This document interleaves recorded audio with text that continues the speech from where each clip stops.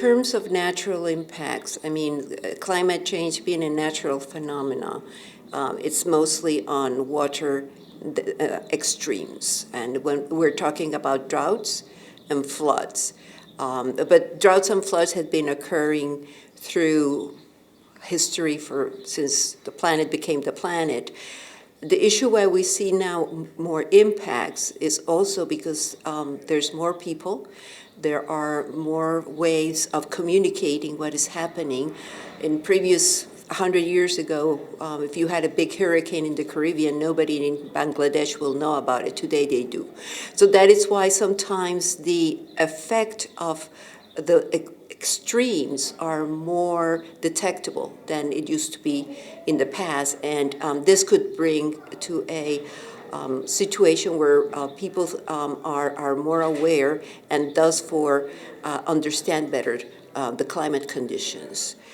In terms of the social, of course, if you have bigger concentration, bigger cities, and there is an extreme event, whether it's a flood or a drought or a hurricane, it's going to impact that society. In cases of small island states, for example, it could impact the society of a whole nation.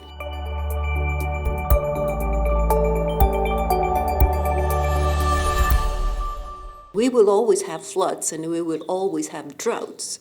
What we can reverse is the part where the human behavior and the human activities are influencing the fact that the effect of those floods or droughts or extreme events, as hurricanes, typhoons, are impacting society. The scientific community brings new solutions that are going to be less impacted or by climate or more resilience to extreme event.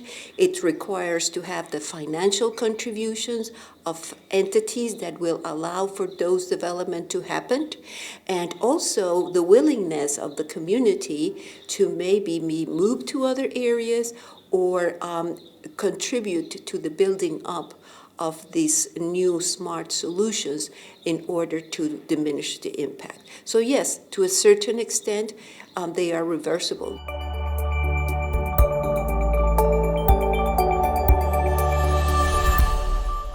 I think the prevention of the water crisis is all human-driven. It's humanity with the prosperity and the development that are developing cities in areas where they are prone to be impacted, and you have a social responsibility if you are moving, for example, to a floodplain to make sure that that community has a built-in resiliency. Also, I mean, we are the main water users. The water users are humans. I mean, we're the ones who have plantations and have irrigation to bring to those plantations. We are the ones who consume water, whether it's for recreation like here or just in our house.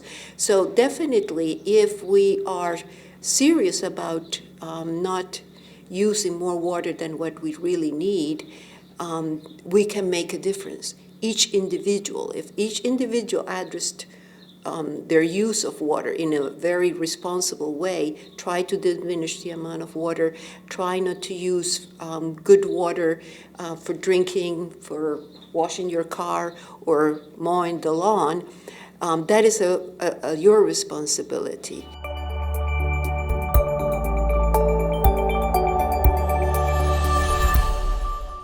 I believe that the main success of the past summits was that they were addressing themes that were very much the themes of the day in the water agenda. In both cases, the discussions that took place in the summit were very timely and were interlinked to the high-level processes that we're taking in the water sector worldwide. And that is why the contribution of the summit into those discussions, into those processes was crucial, because it helped, it brought in elements that were much needed to the success of those processes.